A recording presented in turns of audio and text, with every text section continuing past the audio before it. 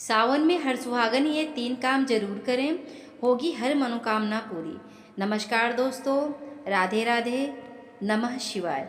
आज की हमारी खास पेशकश उन माताओं, बहनों और सभी श्रद्धालुओं के लिए है जो सावन के इस पावन महीने में कुछ ऐसा करना चाहते हैं जिससे उनकी हर मनोकामना पूरी हो, जीवन में सुख समृद्धि का संचार हो और भगवान शिव व माता पार्वती की विशेष कृपा उन पर बनी रहे। क्या आप जानते हैं कि सावन के महीने में हरी चूड़ियों का विशेष महत्व होता है? यह सिर्फ एक श्रृंगार की वस्तु नहीं बल्कि ईश्वरीय आशीर्वाद का प्रतीक है। आज की इस वीडियो में हम आपको न केवल यह बताएंगे कि हरी चूड़ियाँ क्यों पहननी चाहिए, बल्कि यह भी बताएंगे कि इन्हें घर में किस प्रकार और कौन से दिन लाना चाहिए और कौन सी विशेष उपाय करके आप अपने जीवन में सुख समृद्धि, अखंड सौभाग्य और मन चाहे वरदान प्राप्त कर सकते हैं। हमारी भारतीय संस्कृति में सावन का महीना अत्यंत पवित्र और शुभ माना गया है। यह वही समय होता है जब प्रकृति भी हरी भरी हो जाती है और हर दिशा में हरियाली की छटा बिखर जाती है। इसी हरियाली का प्रतीक बनती हैं हमारी चूड़ियाँ। सावन का महीना इस बार पंचांग के अनुसार 11 जुलाई 2025 से आरंभ हो रहा है और इसका समापन होगा 9 अगस्त 2025 को रक्षाबंधन के पर्व के साथ। इस वर्ष सावन में 4 सोमवार आएंगे: 14 जुलाई, 21 जुलाई, 28 जुलाई और 4 अगस्त। हर सोमवार का अपना एक विशेष आध्यात्मिक महत्व होता है क्योंकि ये दिन भगवान शिव को समर्पित होते हैं। धार्मिक मान्यता है कि सावन के सोमवार को उपवास रखने, शिवलिंग पर जल व दूध अर्पित करने और विशेष मंत्रों का जाप करने से भगवान शिव प्रसन्न होते हैं और साधक की हर इच्छा पूरी करते हैं। अब जरा सोचिए, अगर इसी माह में हम कोई ऐसा विशेष उपाय करें जो न केवल भगवान शिव को प्रसन्न करे बल्कि माँ पार्वती का आशीर्वाद भी हमें प्राप्त हो, तो हमारे जीवन में क्या कुछ नहीं बदल सकता। तो आइए जानते हैं क्यों और कैसे हरी चूड़ियाँ सावन के महीने में हमारे जीवन को बदल सकती हैं। सावन मास, जिसे श्रावण भी कहा जाता है, विशेषकर सौंदर्य, समृद्धि, भक्ति और सौभाग्य का प्रतीक माना जाता है। इस महीने में स्त्रियां हरी चूड़ियां पहनती हैं जो न केवल सौंदर्य बढ़ाता है बल्कि मानसिक संतुलन और आत्मिक शांति भी प्रदान करती है। हरी चूड़ियों का सीधा संबंध हमारे हृदय चक्र, अनाहत चक्र से होता है। यह चक्र प्रेम, करुणा और संतुलन का केंद्र होता है। जब महिलाएं हरे रंग की चूड़ियां पहनती हैं तो वे न केवल मां पार्वती की कृपा प्राप्त करती हैं बल्कि उनके अंदर सकारात्मक ऊर्जा का संचार भी होता है। माना जाता है कि हरी चूड़ियां पहनने से पति की उम्र लंबी होती है, वैवाहिक जीवन में प्रेम और सौहार्द बना रहता है और परिवार में शांति और सुख समृद्धि का वास होता है। जो महिलाएं विवाहिता हैं उनके लिए यह चूड़ियां अखंड सौभाग्य का प्रतीक मानी जाती हैं। वहीं जो कन्याएं अभी विवाह योग्य हैं, यदि वे सावन में हरी चूड़ियां पहनकर शिवलिंग का जलाभिषेक करती हैं तो उन्हें योग्य वर की प्राप्ति होती है। आप सोच रहे होंगे कि इस उपाय को कैसे करें और कौन सा दिन सबसे शुभ होता है। हरी चूड़ियों की खरीदारी के लिए सोमवार और शुक्रवार दोनों ही अत्यंत शुभ माने जाते हैं। सोमवार भगवान शिव का दिन है और शुक्रवार माता लक्ष्मी का।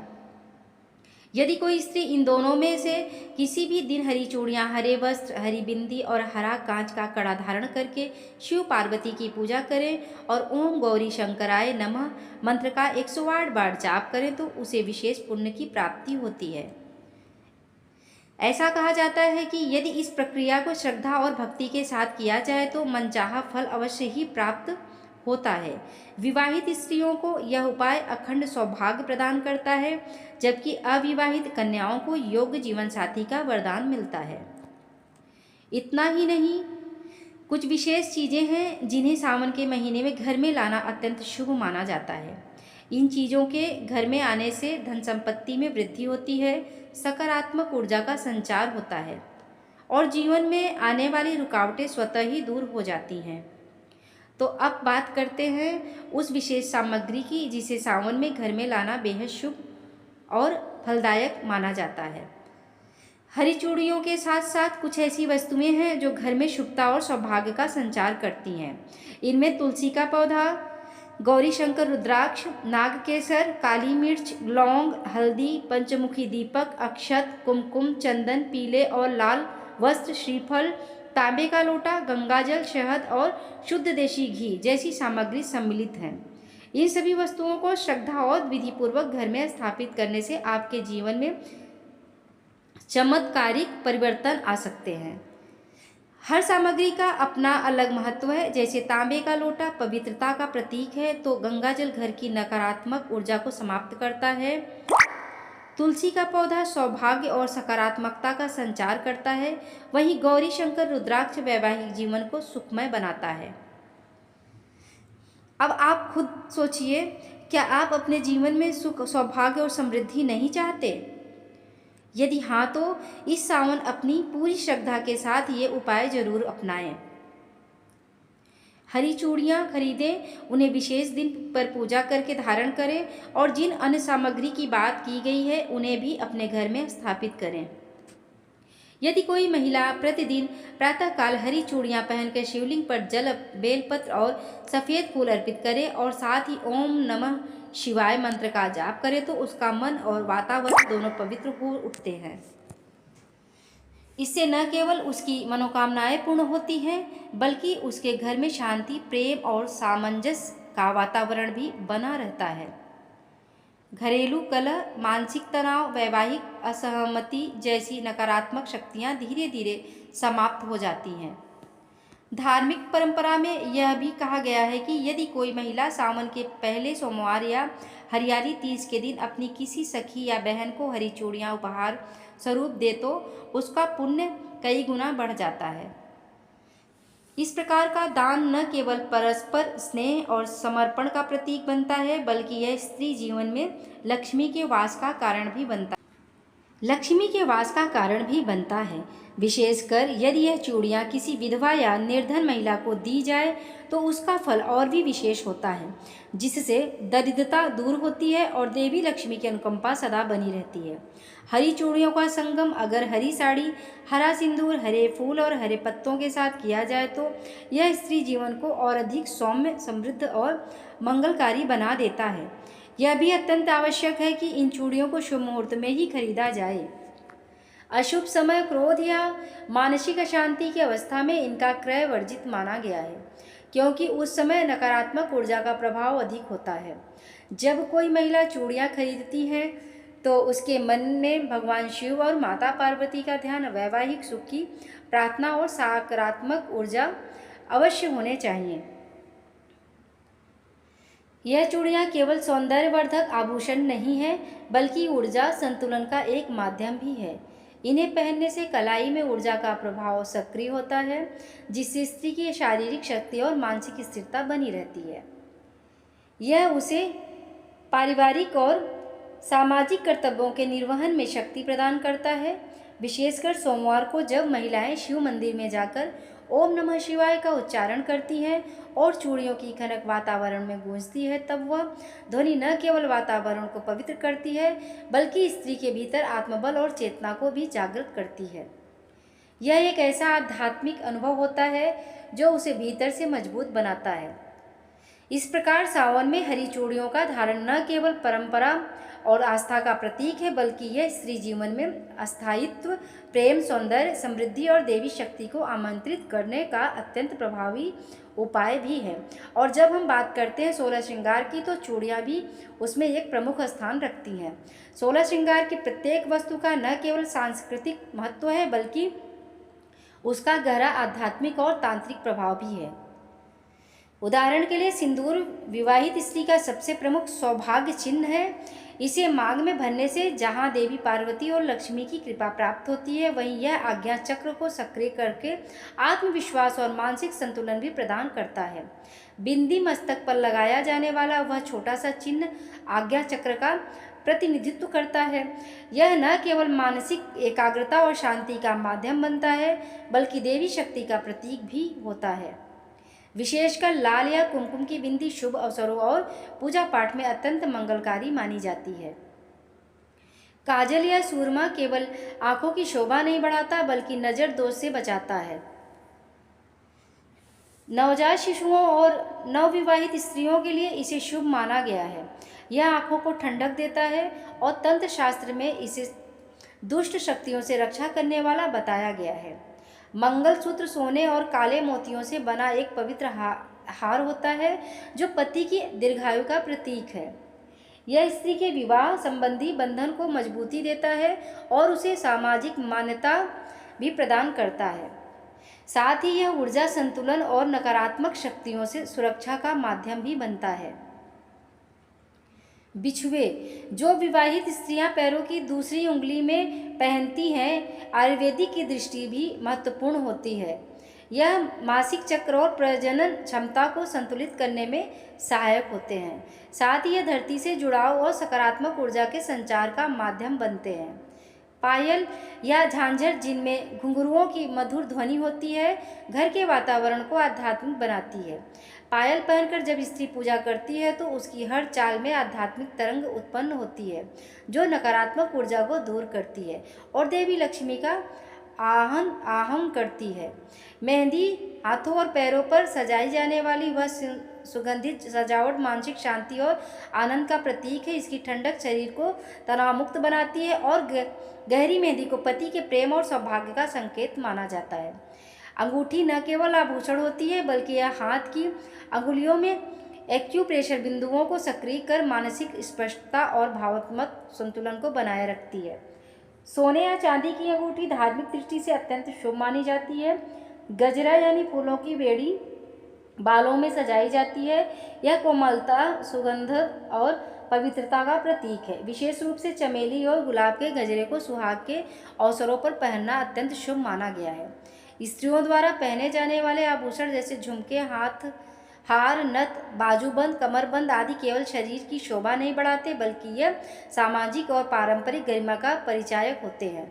शास्त्रों में यह वर्णन मिलता है कि सोने चांदी के आभूषण शरीर में सकारात्मक कंपन उत्पन्न करते हैं। यह कंपन न केवल मानसिक शांति और आत्मबल को बढ़ाते हैं बल्कि पूरे शरीर की ऊर्जा को संतुलित भी करते हैं। इत्र या परफ्यूम, जिसे पूजा के समय लगाना अत्यंत शुभ माना गया है, शरीर से निकलने वाली गंध को संतुलित करता है। यह आत्मशुद्धि का एक माध्यम है। देवी देवताओं को भी सुगंध प्रिय होती है। जब कोई स्त्री इत्र लगाकर पूजा करती है तो उसका भाव, उसकी भक्ति और उसकी आभा दिव्यता से भर जाती है। लाल और हरे रंग के वस्त्र स्त्रियों के श्रृंगार को पूर्णता देते हैं। लाल रंग शक्ति और प्रेम का प्रतीक है जबकि हरा रंग मां पार्वती की प्रीता का चिन्ह है। तीज, करवा चौथ, सावन और शिवरात्रि जैसे पर्वों पर इन रंगों का धारण स्त्री को देवी शक्ति प्रदान करता है और उसके भीतर श्रद्धा, विश्वास और भक्ति का संचार करता है।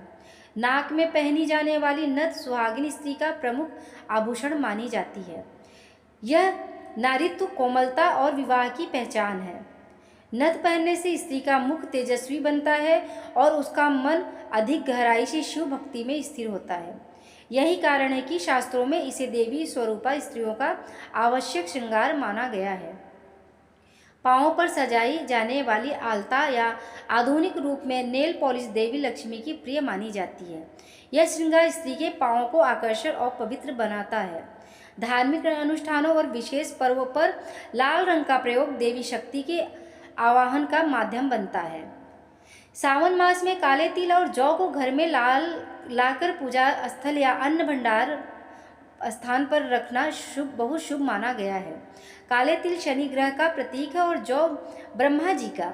यह दोनों तत्व नकारात्मक शक्तियों से रक्षा करते हैं और घर में समृद्धि, खाद्य सुरक्षा और आरोग्यता का संचार करते हैं। शिव पूजा भी काले तिल का प्रयोग अभिषेक के जल में किया जाता है और जौ घर के अन्न संकट को दूर करता है। इन्हें ताम्र पात्र में गंगा जल के साथ रखकर पूजन स्थल पर स्थापित करना विशेष फलदायी होता है। भगवान शिव के वाहन नंदी की मूर्ति या चित्र को घर में स्थापित करना सावन के महीने में अत्यंत शुभ होता है। पौराणिक मान्यता है कि नंदी बाबा के कान में कही गई बातें सीधे शिव तक पहुंचती हैं। इसीलिए प्रतिदिन नंदी की मूर्ति के कान में अपनी मनोकामना कहें। यह उपाय न केवल सरल है बल्कि अत्यंत चमत्कारी भी है। इसे घर की उत्तर दिशा में रखें। इससे परिवार में भक्ति, अनुशासन और संकल्प शक्ति का विकास होता है। चांदी या तांबे की धूपबत्ती या कपूरदानी का सावन मास में विशेष महत्व है। चांदी शीतलता और पवित्रता का प्रतीक होती है। हर शाम कपूरदानी में शुद्ध कपूर जलाकर पूरे घर में उसकी धूप देने से छुपी हुई नकारात्मक ऊर्जा समाप्त हो जाती है। यह उपाय रोग निवारण, दरिद्रता हरण और घर की सुरक्षा के लिए अत्यंत प्रभावी होता है। सावन में इसका नियमित प्रयोग करने से शिव पूजा का पुण्य कई गुना बढ़ जाता है। रुद्राक्ष, विशेषकर पंचमुखी या अष्टमुखी, भगवान शिव के नेत्रों से उत्पन्न एक दिव्य बीज है। सावन में इसे घर लाना या धारण करना अत्यंत लाभकारी होता है। यह न केवल हजारों पापों का नाश करता है, बल्कि मन को एकाग्र, क्रोध को शांत और आत्मा को अध्यात्म से जोड़ता है। इसे गंगाजल से स्नान कराकर लाल वस्त्र में बांधकर पूजा स्थल पर रखें और प्रतिदिन ओम हम नमः मंत्र का जप करें। अब बात करते हैं उस एक विशेष उपाय की जो सावन मास में किए जाएं तो वह जीवन को आश्चर्यजनक रूप से बदल सकता है। अगर आपने इस उपाय को पूरी श्रद्धा और विधि विधान से कर लिया तो आपको वह फल मिलेगा जिसकी आपने कभी कल्पना भी नहीं की होगी। इस उपाय से न केवल मनोकामनाएं पूर्ण होती हैं, बल्कि भाग्य भी जागृत हो जाता है। इस उपाय को करने के लिए किसी भी सावन सोमवार को ब्रह्म मुहूर्त में उठकर स्नान करें, शुद्ध वस्त्र पहने और पूर्व या उत्तर दिशा की ओर मुख करके बैठें।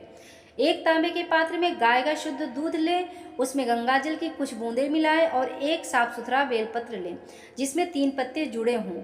अब शिवलिंग को गंगाजल से स्नान कराएं और ओम नमः शिवाय मंत्र का जाप करते हुए दूध से अभिषेक करें। यह अभिषेक धीरे धीरे करें, यह भावना करते हुए कि आपके जीवन का हर कष्ट, रोग और दरिद्रता उस दूध के साथ बहकर शिव के चरणों में जा रही है। दूध समाप्त होने तक मंत्र जप करते रहें और फिर एक एक कर बेलपत्र अर्पित करें। हर पत्र के साथ एक विशेष कामना करें, जैसे पहला सुख शांति के लिए, दूसरा स्वास्थ्य के लिए, तीसरा रोजगार, चौथा संतान सुख और 5वां मानसिक शांति के लिए। इस दौरान ओम त्र्यंबकम नमः, ओम पशुपतये नमः, ओम महादेवाय नमः जैसे मंत्रों का उच्चारण करें। यह प्रक्रिया पूरी श्रद्धा और शुद्ध हृदय से करें। किसी भी प्रकार का दिखावा, क्रोध, लोभ या अहंकार इस पूजन में न हो। ध्यान रखें कि शिवजी को बेलपत्र अत्यंत प्रिय है, क्योंकि उसमें सत्व, रज और तम तीनों गुणों संतुलित होते हैं। दूध जो चंद्र तत्व का प्रतिनिधित्व है, मानसिक अशांति, भय और तनाव को शांत करता है। यह उपाय उन स्त्रियों के लिए विशेषकर रूप से लाभकारी है जो संतान प्राप्ति, वैवाहिक सुख या पति की दीर्घायु के लिए प्रार्थना करती हैं। अविवाहित युवतियों को इससे योग्य वर प्राप्त होता है, जबकि व्यापारी वर्ग इस उपाय को आर्थिक वृद्धि और व्यापारिक सफलता के लिए करते हैं। इस चमत्कारी उपाय को अपनाकर अपने जीवन को एक नई दिशा दें। महादेव की कृपा अवश्य आप पर बरसेगी। अगर यह जानकारी आपके हृदय को स्पर्श करती है तो वीडियो को लाइक करें, कमेंट में हर हर महादेव अवश्य लिखें और